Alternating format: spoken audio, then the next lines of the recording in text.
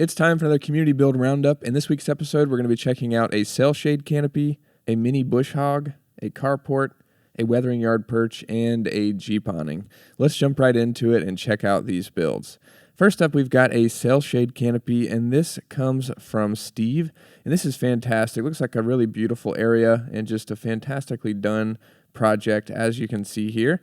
And this is a really unique canopy. We haven't seen a lot in this shape, but it kind of follows that standard sail shade triangular shape that you would expect to see.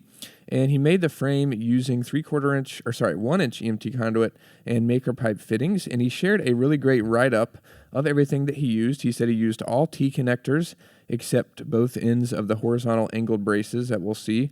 It's a 12-foot square Coolaroo sail shade. And he attached the verticals to, attached to header and footer studs in the deck walls.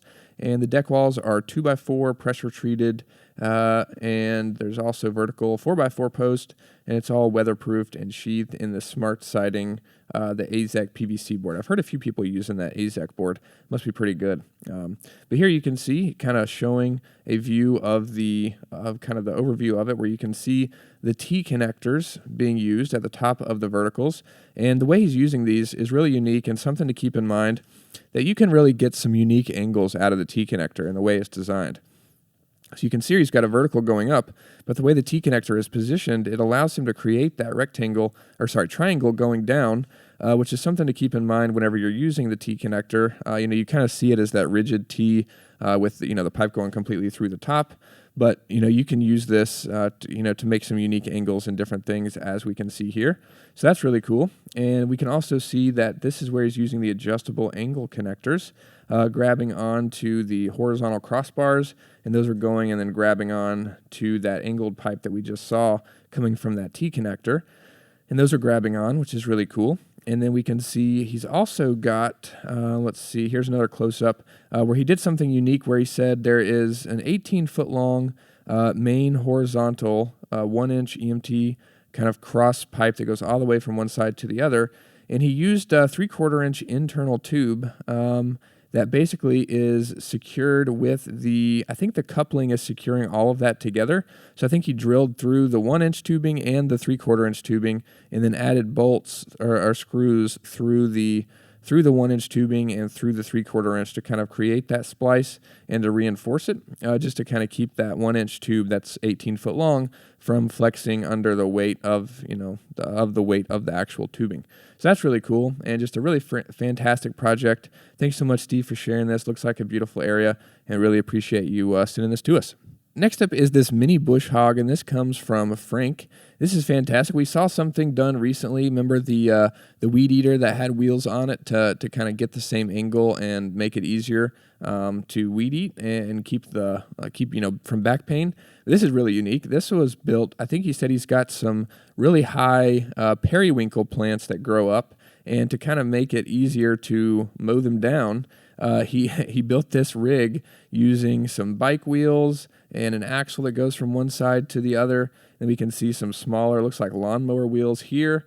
And looks like there's a lot going on. We didn't really get a ton of details about the whole mechanism, but looks like there's a lot going on. Where basically, I think it can be steer. I think you can steer it using there's some cabling and whatnot. If you look closely, going from the top up there down here, there's like the middle piece of the adjustable 180 with some pieces going down, and then this goes up, and it looks like there's just a whole lot going on that we didn't get a ton of details, unfortunately, but looks really unique and just looks really cool, and basically allows him to kind of like a normal lawnmower. You can raise the deck height, but this goes a little bit above that, and he can, kind of mow down all those periwinkle plants and weeds really easily, which is fantastic. And he's got the weed eater, the shaft kind of secured to the frame that he put together.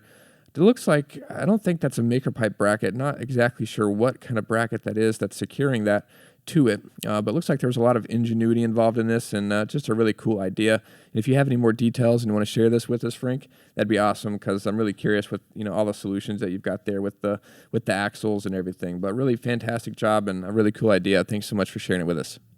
Next up is a carport from Jeremy, and this is fantastic. And it looks like, I'm pretty sure he's using maker pipe fittings for a lot of the bracing, and it looks like he's got some canopy fittings being used for like the peak of the roof up there, and I think even for the corners. And I think the T connectors are being used for a lot of the bracing on the sidewalls, and for the angled bracing going from these cross pipes up here down to the bottom, just to add some bracing to this. You can see it's a massive carport kind of covering this bobcat in here, so it needs a lot of bracing, and so that's where the maker pipe fittings and the 1-inch EMT were used to kind of reinforce this and make this more sturdy, which is fantastic. And it's always cool to see people being able to reinforce and add some bracing to their existing structures when they find maker pipe. So that's really cool, but pretty standard. I mean, you could make this whole thing out of maker pipe and 1-inch EMT. You would just use 90-degree connectors. Well, I guess it depends how you wanted to do the roof. So you got a sloped roof up here, but you could do, if you're doing like a normal rectangle, you could do 90-degree connectors in the corners, kind of make this box shape. And something that you can do that we recommend, I think a good technique to keep in mind is stacking connectors. So a lot of times, you can create this main box shape where you have 90s in the corners, and then just have a very small stub sticking out the top of that 90. Just have it run continuously through the 90 and just a little bit sticking out. You can then grab onto that using adjustable angle connectors and pretty much make any angle roof that you want to. You can go up, and then you can have your peak going down the middle, and you can grab onto it with T connectors to complete that angle. And that's a really simple way to kind of get different angles like that, and it won't kind of be all one fitting because you're stacking connectors. But that is a good technique to keep in mind if you're doing something like this where you want to make a big box, but you also need to reinforce it and keep it sturdy. But it's a fantastic project, really cool, and like I said, it's always awesome to see maker pipe and conduit being used to reinforce some existing structures. So thanks so much for sharing this. We love seeing it. Next up is a really simple project, but really cool and unique. I don't know how many weathering yard perches that we've seen. Pretty sure this is the first one. But basically, you can see here, he's got a weathering yard for a hawk, which if you don't know, it's basically, I had to look it up. I didn't know either, but it's really cool. It's so you can have kind of an outdoor area where a hawk can be exposed to the elements, rain and sunlight, and still be able to perch and kind of sit outside and still be exposed to, kind of the outdoor environment. It's really good for their mental and physical health, which is really fantastic. And so basically, they had this weathering yard, and they had some tubes going up. I think he said it looks like it's 1/2-inch EMT or 3/4-inch EMT or just some kind of steel tubing. But basically, you'll notice there that he used pretty simply just grabbed onto that vertical tubing with T connectors, and then this crossbar just goes all the way across, and then they've just got some fake leaves, kind of some vines wrapped around that, just to give the hawk something to grab onto, which is really cool. And there's another one just like it, except this time it goes from the vertical bars over to the side of, I imagine this is some kind of shelter for it. Basically, it goes on and then grabs on, that bar goes across, it's angled there, and then it is kind of attached to the wall using the adjustable angle flange, which is bolted to the wall. Really simple, again, just 2 T connectors, but kind of solves this unique problem where they can have these perches outdoors in this area for the hawk. So really cool. Thanks so much for sharing this, Jason. Really awesome to see. Next up is a fantastic project from Tommy, and this is a pull-out awning that he made for his Jeep Wrangler. It's fantastic. You can see here it is kind of deployed and sticking out where he's got the tarp covering the framework and is secured there. And I think in these other photos we can kind of see the framework where it looks like he's got some roof bars that were already installed. Actually, yeah, I'm not sure. I think it looks like, it looks like there was a bracket that was attached to the roof. It looks like it's made to secure to the hardtop there. And then he's got the 3/4-inch EMT conduit attached to that. It looks like maybe even just zip tied or some kind of strap or something holding that in place there. And I imagine probably drilled through the conduit and added some bolts there as well.